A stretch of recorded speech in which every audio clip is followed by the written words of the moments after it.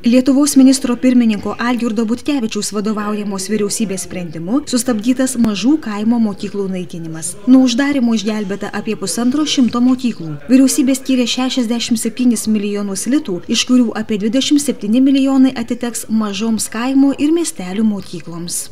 Socialdemokratų vyriausybė stengiasi vykdyti savo veiklos programą, tuos pažadus, kuriuos yra ištarusi ir kurie yra kaip vyriausybės veiklos programa patvirtinti Seimo nutarimu. Ir vienas iš svarbiausių tų pažadų yra, kad mūsų ugdymo tinklas, mokyklų ugdymo tinklas nebūtų draskomas, kad mokiniai turėtų tinkamą priėjimą, geras sąlygas ugdytis, įgyti išsilavinimą. Ir vyriausybė dėl mokinių skaičiaus sumažėjimo šiemet yra priėmusi nutarimą nemažinti tų lėšų, kurios yra skirtos švietimui.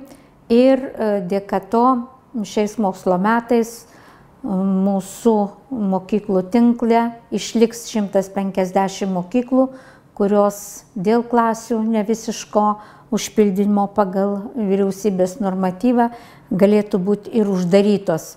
Dėl mokinių kaimo mokyklose sumažėjimo 2014 metais sutaupytos lėšos bus investuojamos į švietimo kokybę ir prieinamumą. Svarstant švietimui skiriamos kitų metų biudžeto dalies klausimą, vyriausybė planuoja padidinti finansavimą skirtą popamokiniai veiklai.